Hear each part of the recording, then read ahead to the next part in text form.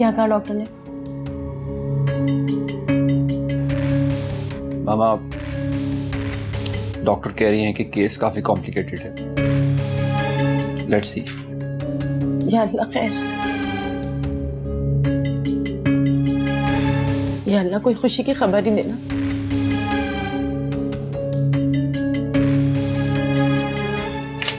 देखें, मैंने आपको पहले ही बताया था कि केस काफी कॉम्प्लिकेटेड है। माँ और बच्चे में से किसी एक की जान बचाई जा सकती थी। देखें, हमने बहुत मुश्किल से माँ की जान बचाई है और हमारी नजर में पहले तरजीह माँ की जान बचाना था और यकीनन आपके लिए भी यही होगा।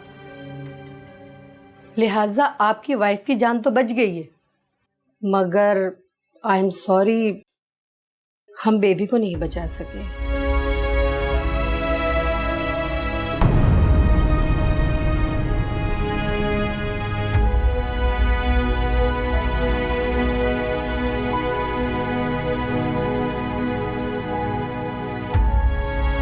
डॉक्टर साहब, अब नौशीन की तबीयत कैसी है?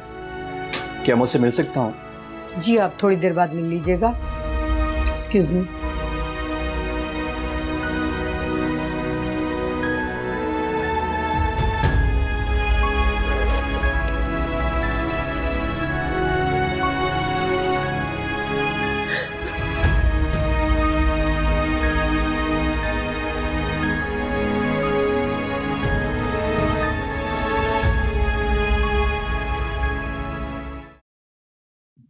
भाभी, हम सब आपके साथ हैं। मैं जानती हूँ हारिब, मगर इस तकलीफ को भूलना आसान नहीं है। भाभी, वक्त हर जख्म को भर देता है। नहीं हारिब, माँ की कोख उजड़ जाने का दुख मरते दम तक रहता उसके साथ।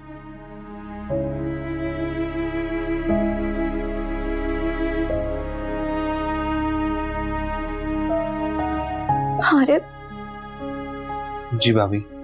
तुमने ईमान का पता किया कि वो किस हाल में माँ बन रही है? भाभी, मैंने आपको कहा भी था कि उसका जिक्र आप मुझसे दोबारा नहीं करेंगी। मैंने जो पूछा है उसका जवाब दो। मेरी बात नहीं हुई उससे। तुम जानते हो हारिब, हमने उसके साथ ज्यादती का खमियाजा भुगता है। क्या मतलब भाभी? मुझे लगता है वो लड़की मासूम है। तुमने उसके साथ ज्यादती की और मैं इस ज्यादती में खामोश रहकर बराबर की शरीक हूँ। अल्लाह ने मुझे उस मासूम की जिंदगी बर्बाद करने की सजा दी है। भाभी, ऐसा कुछ नहीं है, ये सब आपका वहम है। बुरा हमने नहीं, उसने किया हमारे साथ। मैं एक औरत हूँ हारिब, और एक औरत ही दूसरी औरत की आंखों में सच्चाई को पढ़ सकती है। मैंने उसमें ऐसी कोई बुराई नहीं देखी। न जाने तुम्हें ऐसी क्या गलतफहमी हो गई है। मैं तो कहती हूँ अभी भी वक्त है, अपना दिल साफ करो और उसके पास वापस चले जाओ। उसे तुम्हारी जरूरत होगी।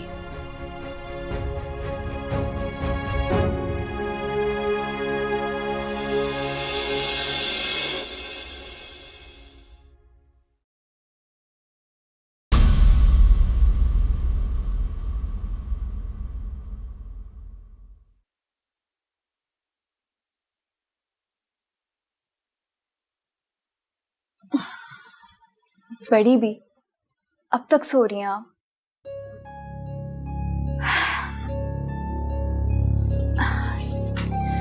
इतनी सारी बातें करनी है आपसे।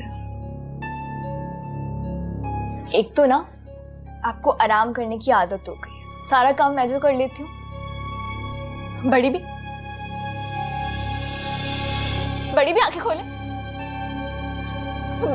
बड़ी भी आंखें खोले।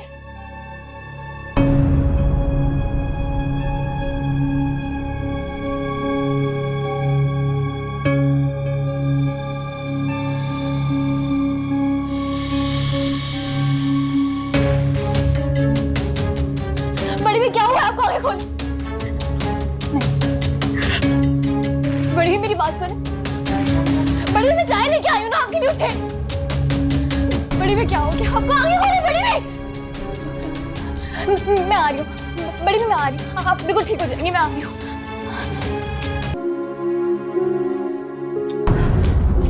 बेटा बेटा, इनको फौत हुए हुए 8 घंटे से ज़्यादा का टाइम हो चुका है। जितनी जल्दी हो सके इनके तदफीन का बंदोबस्त करें आप लोग। नहीं, आपको गलतफहमी हुई है। कल तक बिल्कुल ठीक थी, कल तक बिल्कुल ठीक। आप चेक तो करके देखें क्या हो गया आपको। मेरा तो मशवरा ये है कि इनकी फौरन तदफीन की जाए। मैयत को ज़्यादा देर रखना ठीक नहीं है, बाकी आप लोग की मर्जी।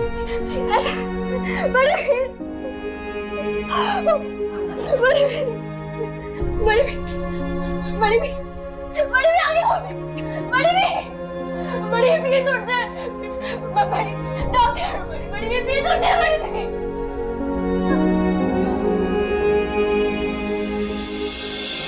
बड़ी प्लीज उठ जाए। आपका मेरा बस दुनिया में कोई नहीं है, यकीन करें। मैं कहाँ जाऊंगी? बड़ी भी उठ जाए। आपने मुझसे कहा था मुझे कभी छोड़ ही नहीं जाएगी ना। बड़ी भी प्लीज उठ जाए ना। बड़ी भी मेरा कोई नहीं है दुनिया में आपके अलावा। बड़ी भी आप जानती ना, सब मुझे छोड़ के चले गए। बड़ी भी आपने पता क्या था, आप कभी नहीं जाएंगी ना। बड़ी भी प्लीज उठ जाए, उठाए ना डॉक्टर प्लीज। बड़ी भी अहमद चाय। Thank you. अब आपने कल ऑफिस से जल्दी आना है, हम साथ जाएंगे एग्जीबिशन पे। नहीं फौजिया, मेरी तबीयत ठीक नहीं है, मैं नहीं जा पाऊंगा, तुम चली जाओ। मैं क्यों अकेली चली जाऊं?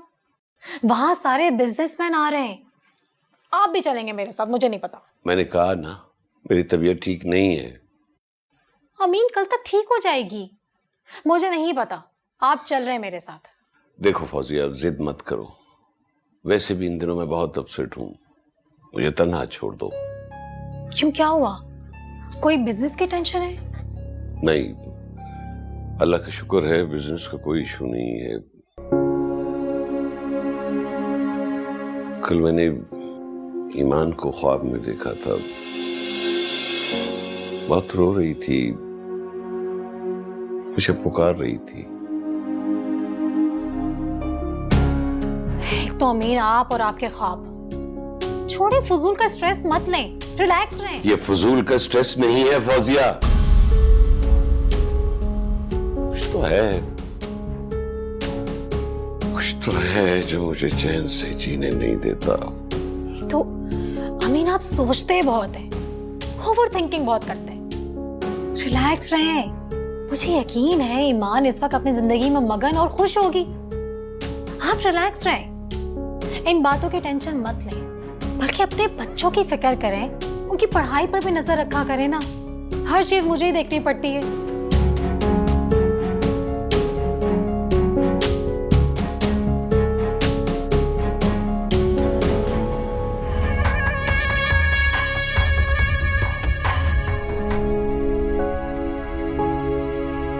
Bano aunty, Bano aunty, Bano aunty. Iman बेटा, तुम इस वक्त? सब खैरियत तो है ना? बानो आंटी, मुझे बहुत तकलीफ हो रही है। अच्छा आओ अंदर आओ, शाबाश।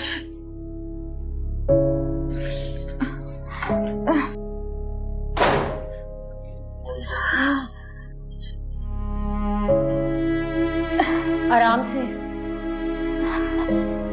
मेरा ख्याल है हमें अस्पताल चलना चाहिए। मुझे तकलीफ हो रही है। मगर क्या बेटा? आंटी, पैसों का बंदोबस्त तो होने दे। मैंने मैडम से उनको फोन किया था, लेकिन राब्ता नहीं हो पा रहा उनसे, शायद वो मुल्क से बाहर गई नहीं। तुम इसकी फिक्र मत करो, अल्लाह कोई बंदोबस्त कर देगा। मेरे पास कुछ पैसे हैं। कुछ पैसे तो मेरे पास भी हैं आंटी। हाँ, मेरे पास ना एक चेन है, वो आप कल भेज दीजिएगा, ठीक है? वो जो तुम्हें हारिब ने दी थी बेटा, वो तो तुम्हारे शौहर की निशानी है। शौहर? आंटी, जब शौहर ही नहीं रहा तो उसकी निशानी कैसी है? आप प्लीज उसे कल भेज दीजिएगा। मैं उसे पहनती हूँ ना, मुझे वो गले में फंदे की तरह महसूस होती है। उसे घर भेज दीजिएगा प्लीज। अच्छा तुम अपना ख्याल करो, मैं एम्बुलेंस का बंदोबस्त करती हूँ। क्या मेरी बच्ची की किस्मत भी मेरी जैसी होगी? ना बाप का साया, ना कोई सहारा। सहारा तो सिर्फ रब की जात का होता है।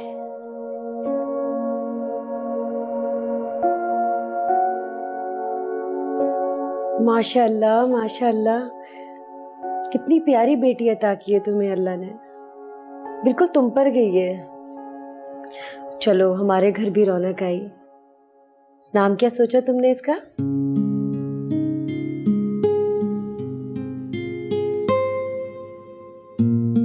और उसका नाम हम रखेंगे हया। ठीक है, और अगर बेटा हुआ तो? अगर बेटा हुआ तो उसका नाम हम रखेंगे अर्श। लेकिन मैं चाहता हूं कि हमारे ट्विंस हो, ताकि हम दोनों नाम रख सकें। अरे बाप भी ना, अब इसका फैसला तो अल्लाह ही बेहतर कर सकते हैं। बेशक।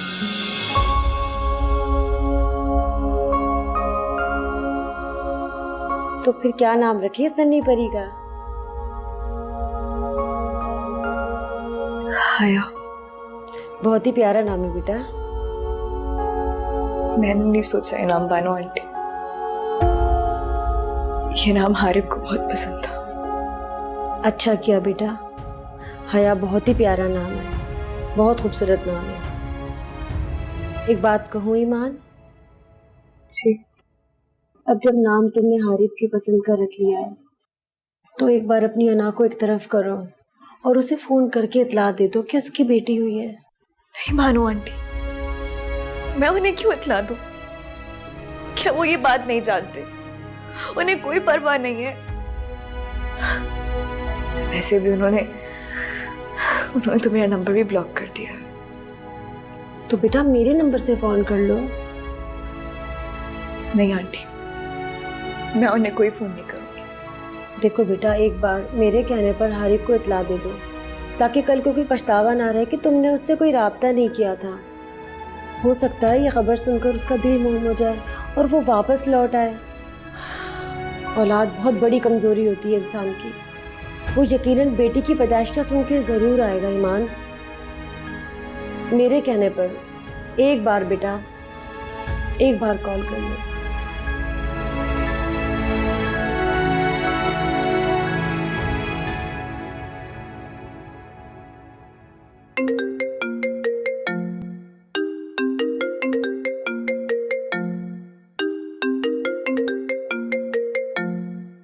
Excuse me.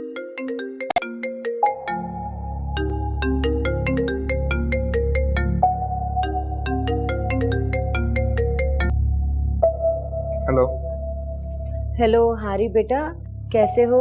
मैं बानो आंटी बात कर रही हूँ। जी आंटी बोलिए, कैसे फोन किया आप? बेटा तुमने तो पलटकर ईमान का पूछा ही नहीं कि वो किस हाल में। आखिर ऐसा क्या हुआ तुम दोनों के बीच में कि तुमने इससे राब्ता ही खत्म कर दिया? बीवी है वो तुम्हारी बेटा? वो अब मेरी बीवी नहीं है।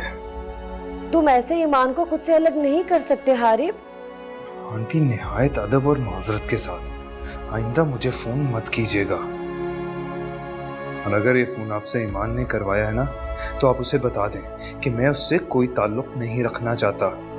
तुम बेशक मुझसे बात ना करो, लेकिन इतना सुन लो, अल्लाह ताला ने तुम्हें आज बेटी जैसी रहमत से नवाजा है, इसलिए अपने सारे इख्तलाफात खत्म कर दो बेटा। वो मेरी बेटी नहीं है। I am sorry.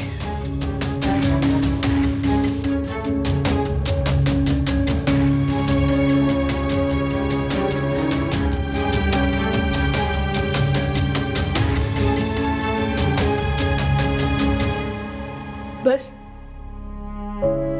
हो गई तसल्ली आपको?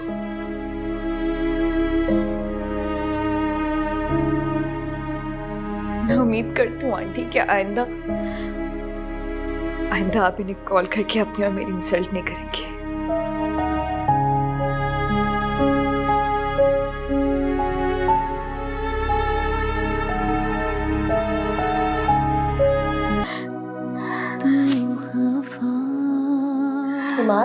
तो मुझसे मार खाकर ही बाज आओगी। बेटा हर वक्त की नाउम्मीदी रोना धोना अल्लाह को पसंद नहीं है। भानु आंटी मैं क्या करूं? मैं जब भी अपने हालात और हाया को देखती हूँ तो तुम्हारा कमजोर पड़ जाती हूँ। मैंने कभी सोचा भी नहीं था कि मैं इन हालात से गुजरूंगी। मुझे हारिब ने किस मुश्किल में डाल दिया भानु आंटी। तुम जैसी हुनरमंद और मजबूत लड़की के मुंह से ये बातें सुनकर मुझे हैरत हो रही है। अभी भी कुछ नहीं बिगड़ा बेटा, बस तुम 2-4 दिन आराम करके अपनी रूटीन की जिंदगी और जॉब की तरफ वापस आओ। हया को मैं संभाल लिया करूंगी, उसकी फिक्र तुम बिल्कुल मत करो। पता है मुझे कभी कभी क्या लगता है, मुझे कभी कभी लगता है कि अल्लाह ताला ने मेरे लिए आपको फरिश्ते के रूप में भेजा। बड़ी भी बिल्कुल ठीक कहती थी, जब हम अल्लाह ताला से उम्मीद लगा लेते हैं तो वो इंसान को अपने होने का एहसास जरूर दिलाता है और उसे कभी तन्हा नहीं छोड़ता। तुम खुद बहुत मासूम और अच्छी हो बेटा, ये सब वक्ती आजमाइशें हैं। मुझे पूरा यकीन है बहुत जल्द अल्लाह तुम्हारे लिए आसानियां पैदा करेगा। सुमा आमीन। चलो उठो, शाबाश, आया का दूध गर्म करो। उठो, शाबाश, आओ।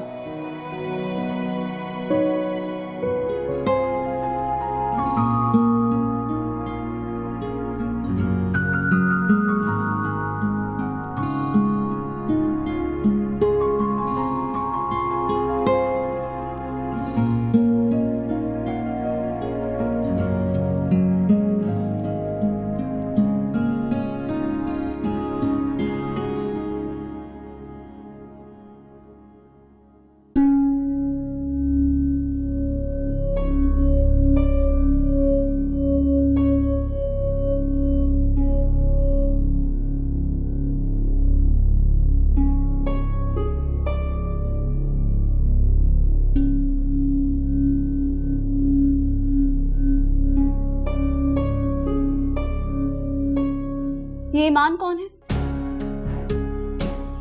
तुम्हारी वही यूनिवर्सिटी फ्रेंड ना जो तुम्हें लेट नाइट नोट्स के बहाने कॉल किया करती थी, राइट?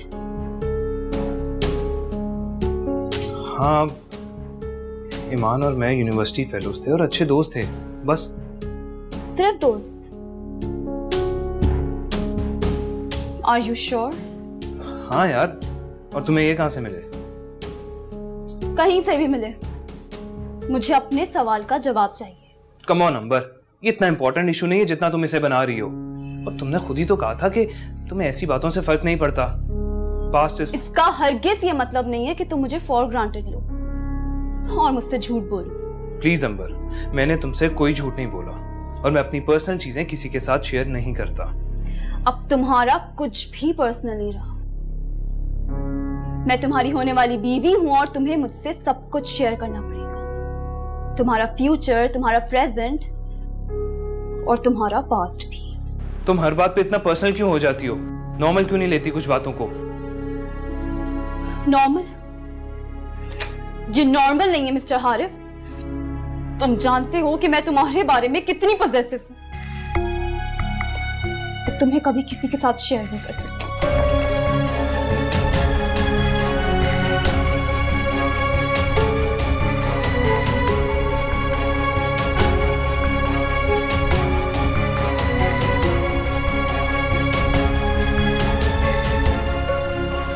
अब तुम्हारी लाइफ में सिर्फ मुझे होना चाहिए, सिर्फ मुझे।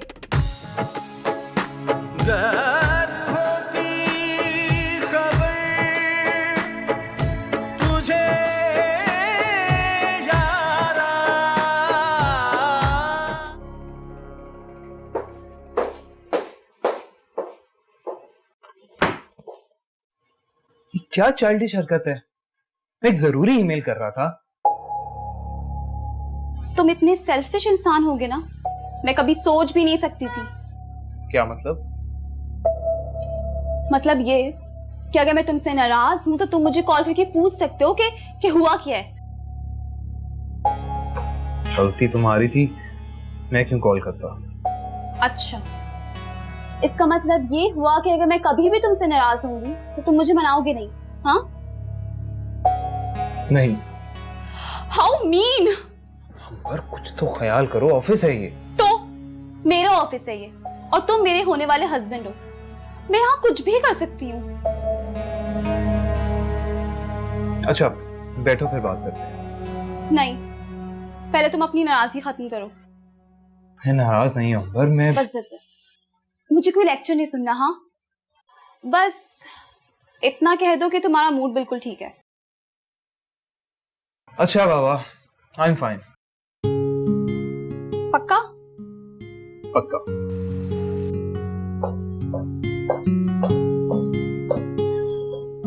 हारे, तुम जानते हो मेरा ब्राइडल ड्रेस लेके आ गया and it looks so stunning. Wow, great. तुम देखना नहीं चाहोगे? जरूर, बस एक जरूरी ईमेल कर लो फिर चलते हैं। फिर काम। ओके मैम, आप नाराज ना हो, चलिए।